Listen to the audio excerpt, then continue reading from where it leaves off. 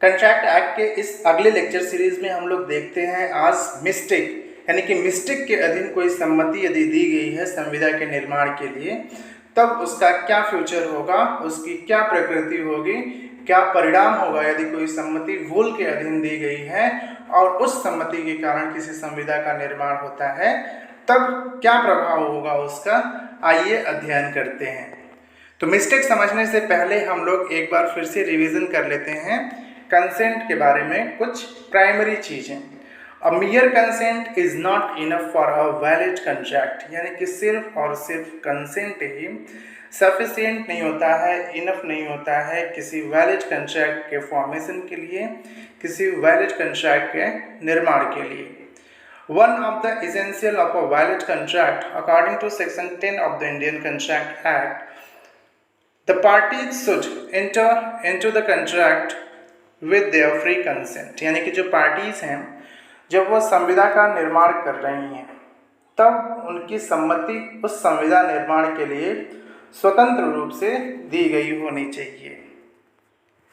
Where the consent to an agreement by coercion caused by coercion, undue influence, fraud or misrepresentation, the contract is voidable at the option of the parties whose consent was so caused, यानी कि जिस किसी पक्षकार की सम्मति जो है या तो कोयर्सन से प्राप्त की गई है या अनड्यू इन्फ्लुएंस से प्राप्त की गई है या उसके साथ फ्रॉड किया गया है अथवा मिसरिप्रेजेंटेशन के माध्यम से, दुर्व्यपदेशन के माध्यम से उसकी सम्मति प्राप्त की गई है, तब उस व्यक्ति के जिसकी सम्मति ऐसे तरीके से प्राप्त की गई है उसके विकल्प पर शून्यकरणीय होता है, वॉइडेबल होता है।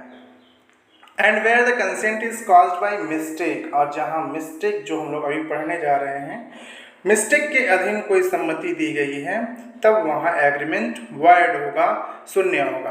अ void agreement is not enforceable at the option of इधर पार्टी, और जो वॉइड एग्रीमेंट होता है वह किसी भी पक्षकार के इच्छा पर एनफोर्सेबल नहीं होता है, प्रवर्तित नहीं कराया जा सकता है। एक बार हम लोग फिर से समझ लेते हैं सेक्शन 13 जो बात करता है कंसेंट की। कंसेंट क्या होता है इसमें परिभाषित किया गया है, डिफाइंड किया गया है। तो आइए देखते हैं। According to section 13 of the Indian contract act, 2 or more persons are said to consent when they agree upon the same thing in the same sense, यानी कि एक ही विषय वस्तु पर एक ही भाव से सम्मति होती है, तब यह कहा जाता है कि उनके बीच कंसेंट हुआ है, उनकी सहमति है। Section 14 of the Indian contract act बात करता है फ्री कंसेंट की, यानी कि स्वतंत्र सम्मति की। Consent is said to be free, यानी कि सम्मति फ्री कही जाएगी when it is not caused by, जब यह इन तरीकों से प्रभावित न हो। कौन कौन से तरीके हैं जिनसे प्रभावित नहीं होनी चाहिए सम्मति? पहला है coercion as defined in section 15 of the Indian contract act. दूसरा है undue influence as defined in section 16 of the Indian contract act. तीसरा है fraud as defined in section 17 of the Indian contract act. चौथा है misrepresentation as defined in section 18 of the Indian contract act. And last है mistake subject to the provision of section 20, 21, 22 of the Indian contract act. Consent is said to be so caused when it would not have been given but for the existence of such coercion, undue influence, fraud, misrepresentation और mistake, यानी कि सम्मति स्वतंत्र रूप से नहीं दी गई होती, उस व्यक्ति के द्वारा नहीं दी गई होती संविदा निर्माण के लिए यदि उसके साथ कोयर्सन न यूज किया गया होता, फ्रॉड न यूज किया गया होता, अनड्यू इन्फ्लुएंस न यूज किया गया होता या उससे कोई मिस्टेक न हुआ होता, तब वह कतई किसी भी हालत में उस संविदा के लिए अपनी सम्मति नहीं देता। तब उसके ऑप्शन पर या तो वह संविदा वॉइडेबल होगी या तो वॉइड होगी। अब हम लोग मिस्टेक पे आते हैं, यानी कि भूल से। तो मिस्टेक समझते हैं।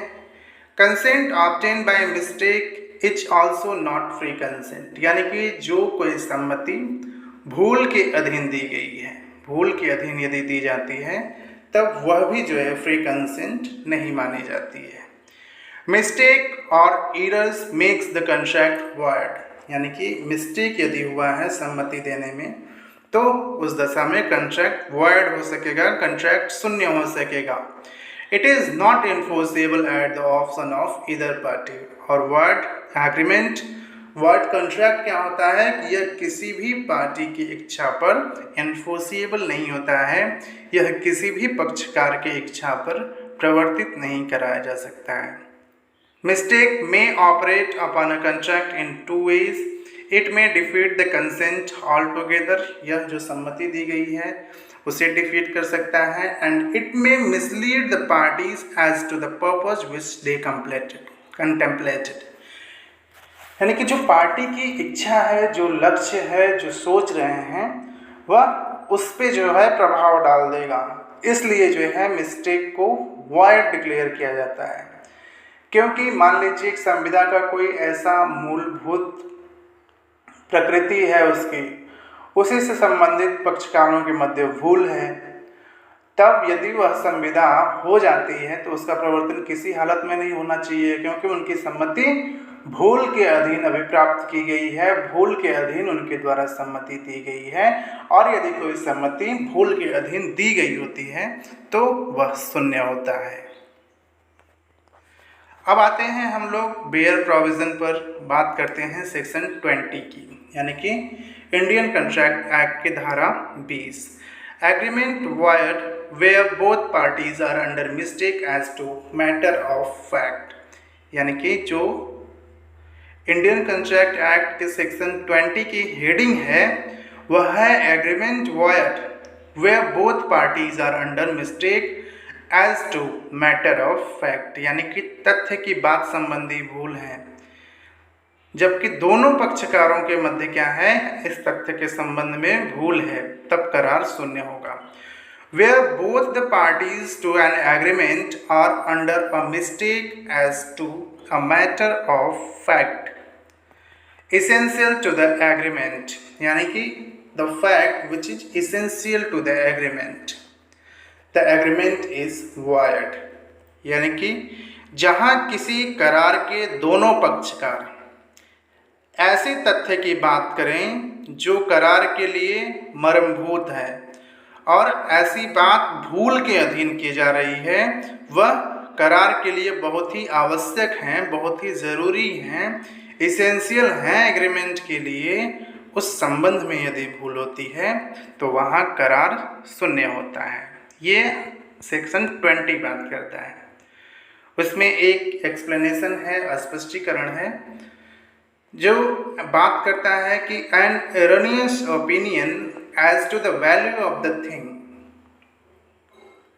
विच forms the subject matter of the agreement is not be deemed a mistake as to matter of fact, यानी कि बात करता है कि जो चीज़ करार की विषय वस्तु हो उसके मूल्य के बारे में गलत राय, तथ्य की बात के बारे में भूल नहीं समझी जाएगी, यानी कि जो उसका दाम है, जो उसकी प्राइस है, यदि उस संबंध में कोई भूल हो रही है तब उसे ये धारा 20 के अंतर्गत नहीं आएगा, उसे तथ्य की भूल नहीं माना जाएगा। इलस्ट्रेशन के माध्यम से हम लोग समझते हैं धारा 20 को। पहला इलस्ट्रेशन है, A agrees to sell to B a specific cargo of goods suppose to be in its way from England to Bombay. In terms of that, before the day of the bargain, the ship conveying the cargo had been cast away and the goods lost. Neither party was aware of these facts. यानी कि किसी भी पक्षकार को ऐसी जानकारी नहीं थी कि जिस संबंध में वह संविदा कर रहे हैं वह वस्तु बची ही नहीं है, तब द एग्रीमेंट इज वॉइड, तब ऐसी संविदा शून्य होगी, ऐसा करार शून्य होगा। यानी कि जो बात करता है यह इलस्ट्रेशन वह है कि एक वस्तु के बारे में इन लोगों के द्वारा करार किया जाता है कि, और अनुमान यह है कि वह इंग्लैंड से मुंबई को चल चुका है, जिस पोत से वह आ रहा है। उसको बेचने का करार एक व्यक्ति करता है। पता चलता है कि सौदे के दिन से पूर्व, यानी कि जिस दिन उनके बीच सौदा हो रहा है, कॉन्ट्रैक्ट हो रहा है, उस दिन से पहले ही वह माल नष्ट हो गया है जिस माल के लिए वो लोग खरीदने बेचने की संविदा कर रहे हैं। ऐसे समझिए कि जिस दिन खरीदने बेचने की बात चल रही है उस वस्तु से संबंधित, उस दिन से पहले ही वह वस्तु नष्ट हो चुकी है। तो यदि वह वस्तु नष्ट हो चुकी है और इसकी जानकारी दोनों पक्षकारों में से किसी भी पक्षकार को नहीं है कि वह वस्तु नष्ट हो चुकी है, तब ऐसी संविदा यदि होती है तब वह शून्य होता है। अगला इलस्ट्रेशन बात करता है A agrees to buy from B a certain horse, यानी कि कुछ घोड़े खरीदने की, एक निश्चित घोड़े खरीदने की बात करते हैं। It turns out that the horse was dead at the time of the bargain, though the neither party was aware of the fact. The agreement is void. यानी कि दूसरा इलस्ट्रेशन बात करता है कि इसमें एक व्यक्ति है जो एक घोड़ा खरीदने का करार करता है और यह पता चलता है कि घोड़ा जिस दिन सौदा हो रहा था, जिस दिन कॉन्ट्रैक्ट हो रहा था, उस दिन तो वह मर चुका था और घोड़ा मर चुका है जिसके खरीदने बेचने की बात चल रही है। घोड़ा के मरने की सूचना दोनों में से किसी पक्षकार को नहीं है कि जिस घोड़े को बेचने या खरीदने की बात हो रही है वह घोड़ा तो पहले ही मर चुका है। तो इस अनभिज्ञता में यदि दोनों पक्षकार कॉन्ट्रैक्ट करते हैं, सौदा करते हैं, तब उस दशा में ऐसा कॉन्ट्रैक्ट भी वॉइड होगा, शून्य होगा। अगला इलस्ट्रेशन है A being entitled to an estate for the life of the B agrees to sell it to C. B was dead at the time of the agreement but the parties were ignorant of the fact, यानी कि उनको जानकारी इस case में भी नहीं है। The agreement is void, यानी कि एक व्यक्ति के जीवन पर्यंत के लिए संपदा का हकदार होते हुए क उसे ग को बेचने का करार करता है। करार जब हो रही है तब उस दौरान जिस व्यक्ति के लिए वह ले रहा है, हकदार है जो व्यक्ति उस संपत्ति का, वह मर चुका है। तो जब वह व्यक्ति मर चुका है तब जो है यदि उस संपत्ति को बेचने या खरीदने की बात हो रही है तब भी यह करार, यह एग्रीमेंट शून्य होगा। अब हम लोग देखते हैं section 20 of the Indian contract act जो बात करता है effect of mistake as to law, यानी कि विधि के बारे में किसी से भूल हो रही है। A contract is not void, ये याद रखना है कि contract is not voidable because it was caused by a mistake as to any law in force in India,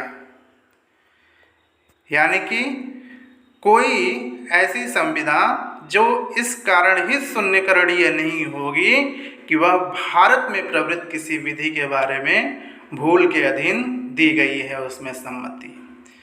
but a mistake as to a law not in force in India has the same effect as a mistake of fact, लेकिन वह विधि यदि भारत में प्रवर्तित ना होकर किसी विदेश में प्रवर्तित है और उस विधि से संबंधित कोई भूल हो रही है तब उसका वही प्रभाव होगा जैसे कि तथ्य की भूल का प्रभाव होता है। यानी कि एक बार हम लोग और समझ लेते हैं इंडियन कॉन्ट्रैक्ट एक्ट के सेक्शन 21 को, जो बात करता है विधि के बारे में भूलों का प्रभाव। कोई संविदा इस कारण ही शून्यकरणीय नहीं है कि वह भारत में प्रवृत्त विधि के बारे में किसी भूल के कारण की गई थी, किंतु ऐसी विधि के बारे में की गई है जो भारत में प्रवृत्त नहीं है, तब उसका वही प्रभाव होगा जो तथ्य की भूल का होता है। इलस्ट्रेशन के माध्यम से हम लोग इसे समझते हैं। दृष्टांत देखते हैं इसमें। A and B make a contract grounded on the erroneous believe that a particular debt is barred by the Indian law of limitation. The contract is not voidable.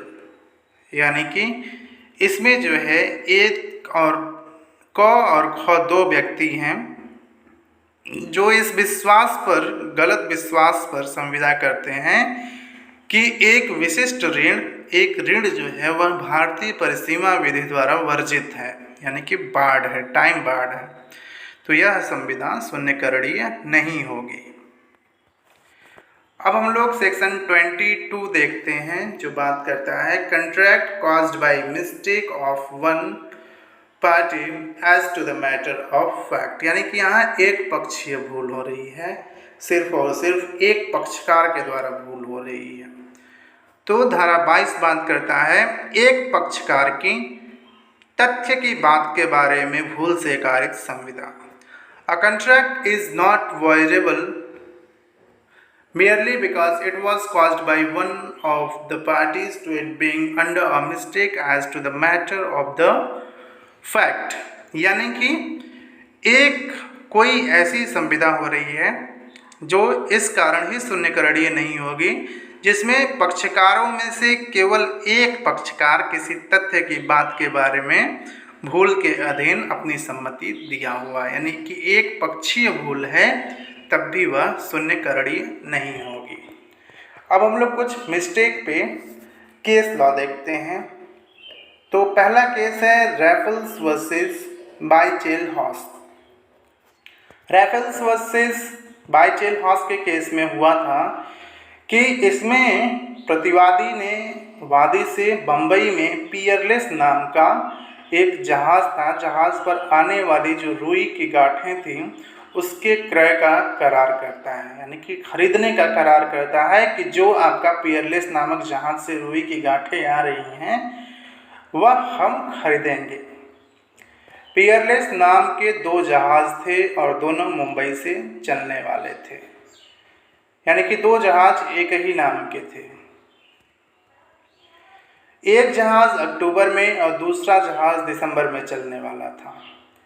प्रतिवादी ने पियरलेस जहाज़ का अर्थ उस जहाज़ से लिया था जो अक्टूबर में चलने वाला था, जबकि वादी ने पियरलेस जहाज़ का अर्थ उस जहाज़ से लिया था जो दिसंबर में चलने वाला था। तो इस केस में न्यायालय ने वास्तविक सम्मति के अभाव में कहा कि संविदा का निर्माण नहीं हुआ है, क्योंकि दोनों के मध्य भूल है। एक जहाज़ अक्टूबर में आ रही है, दूसरा दिसंबर में। एक पक्षकार समझ रहा है कि यह अक्टूबर वाली जहाज़ के लिए कॉन्ट्रैक्ट हो रहा है, दूसरा पक्षकार समझ रहा है कि यह कॉन्ट्रैक्ट दिसंबर के लिए हो रहा है। इसलिए दोनों के मध्य तथ्य संबंधी भूल था, इसलिए इसे प्रवर्तित नहीं कराया गया। अगले केस में हम लोग देखते हैं नरसिंह दास कोठारी बनाम छोटू लाल मिश्रा। नरसिंह दास कोठारी बनाम छोटू लाल मिश्रा के बाद में जमीन के विक्रय संबंधी करार को इस आधार पर शून्य ठहराया गया कि करार के समय पक्षकारों को इस बात की जानकारी नहीं थी कि जमीन अर्जित हो गई है, यानी कि इसमें एक जमीन के खरीद बिक्री की बात थी, लेकिन जिस वक्त ऐसा कॉन्ट्रैक्ट बन रहा था, ऐसा एग्रीमेंट तैयार हो रहा था, दोनों पक्षकारों को पता ही नहीं था कि जिस जमीन के खरीद बेच की बात चल रही है वह जमीन पहले ही अर्जित की जा चुकी है, उसका एक्विजिशन हो गया है, तो जमीन अब बची ही नहीं है। अगला केस हम लोग देखते हैं साउलर बनाम पॉटर का। आइए देखते हैं कि साउलर बनाम पॉटर के केस में क्या हुआ था। इस बात में एक व्यक्ति का रेस्टोरेंट लोगों के साथ, जो होटल था, जो रेस्टोरेंट था, उसके साथ अभद्र व्यवहार के कारण, ठीक ना, एक व्यक्ति का रेस्टोरेंट, वो पहले रेस्टोरेंट चलाता था, वह लोगों के साथ अभद्र व्यवहार किया करता था रेस्टोरेंट वाला। उसके इस अभद्र व्यवहार के कारण उसके होटल को बंद कर दिया गया था। उसने क्या किया कि बाद में अपने होटल का नाम बदलकर दूसरी जगह ले लिया। तो जब दूसरी जगह के स्वामी को इस बात की जानकारी हुई कि यह जो है अभद्रता में पहले ही बंद किया जा चुका है, यह नाम बदलकर अपना रूप छिपाकर हमारे यहाँ होटल खोलने आया है, खोला हुआ है, तब उसने संविदा को रद्द करने के लिए वाद चलाया। न्यायालय ने इस संविदा को शून्य ठहराया और इस वाद में भी पक्षकार को पहचानने में भूल के आधार पर संविदा को शून्य ठहराया गया था। अगला केस है लेविस वर्सेस एवरे का। तो आइए देखते हैं कि लेविस वर्सेस एवरे के केस में क्या हुआ था। इस केस में लेविस एक व्यक्ति था, अपनी कार बेचना चाहता था।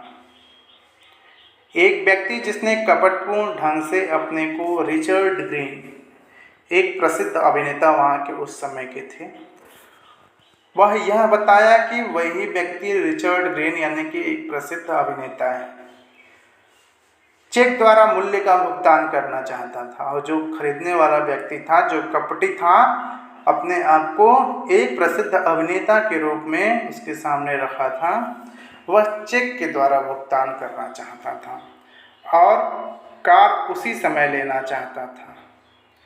लेविस ने कहा कि वह कार तभी देगा जब चेक जो है वह कैश हो जाएगा, यानी कि जो भी उसमें अमाउंट लिखा गया है वह हमारे खाते में क्रेडिट हो जाएगा। उस व्यक्ति ने जो अपने आप को एक प्रसिद्ध अभिनेता के रूप में प्रतिरूपण किया था, वह उसे विश्वास दिलाने के लिए एक वास्तव में कि वह व्यक्ति वास्तव में रिचर्ड ग्रीन है, वास्तव में एक प्रसिद्ध अभिनेता है, एक स्टूडियो में प्रवेश का विशिष्ट निमंत्रण कार्ड दिखाया, यानी कि एक कार्ड दिखाया, एक इनविटेशन कार्ड दिखाया, एक निमंत्रण पत्र दिखाया जिसमें उसे एक स्टूडियो से कॉल किया गया था। और यह सब वह क्यों कर रहा है कि वह व्यक्ति विश्वास कर ले कि वह व्यक्ति प्रसिद्ध अभिनेता है। लेविस को यह विश्वास हो गया कि वह रिचर्ड ग्रीन है और उसने चेक को स्वीकार कर लिया। जो चेक वह दे रहा था उस व्यक्ति को उसने स्वीकार कर लिया। बाद में चेक क्या होता है, अनादरित हो जाता है, चेक बाउंस हो जाता है, वह कैश नहीं हुआ और लेविस को यह पता चला कि सब कुछ जो है कपटपूर्ण था, यानी कि वह व्यक्ति प्रसिद्ध अभिनेता नहीं था बल्कि हमें धोखा दिया है, हमारे साथ कपट किया है।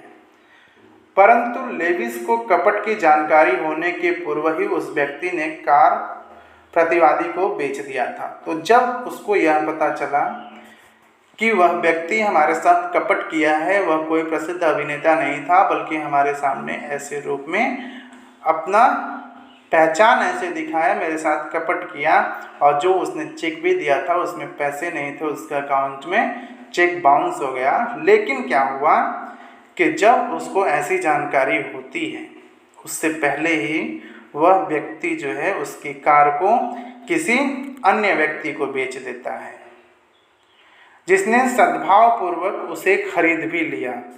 अब चूंकि उसे तो पता नहीं था कि पहले क्या हुआ था, सद्भावपूर्वक बोनाफाइड उसको खरीद लिया। लेविस ने प्रतिवादी से कार वापस लेने के लिए वाद चलाया। तो जिस व्यक्ति का कार था वह जिसने खरीदा था उसके विरुद्ध केस कर दिया कि वह उसकी कार को वापस दे। न्यायालय ने यह निर्णय दिया कि संविदा भूल के आधार पर शून्य नहीं है बल्कि कपट के आधार पर शून्य करणीय है। समझिए कि यह संविदा शून्य नहीं कोर्ट ने डिक्लेयर किया बल्कि कपट के आधार पर इसे शून्य करणीय डिक्लेयर किया, वर्डेबल डिक्लेयर किया। और वर्डेबल का नेचर यह होता है कि वह तब तक इन्फोर्सिबल रहता है, तब तक उसका प्रवर्तन कराया जा सकता है जब तक कि कोर्ट के द्वारा उसे वॉइड डिक्लेयर न करा दिया जाए। तब यदि संविदा प्रवर्तन में थी और उसके द्वारा जो है किसी ने बोनाफाइडली सद्भावपूर्वक आकर उसकी कार को खरीद लिया था, तब चूँकि उक्त संविदा के विखंडन के पूर्व ही कार प्रतिवादी को बेच दिया था, यानी कि अभी संविदा विखंडित नहीं हुई थी, तभी जो है प्रतिवादी ने बोनाफाइडली उसके कार को खरीद लिया और जो बेचने वाला व्यक्ति था उसने बेच दिया था। तब इस दशा में वह एक निर्दोष क्रेता था। यानी कि कहीं से उसने फ्रॉड नहीं किया, कहीं से उसको यह नॉलेज नहीं था कि किसी के द्वारा किसी के साथ फ्रॉड करके इस कार को खरीदा गया है, निर्दोष तरीके से उसने उसकी कार को खरीदा था, तब उसे विधिमान्य स्वामित्व प्राप्त हो जाता है, यानी कि वह लीगल ओनर हो जाता है उस कार का।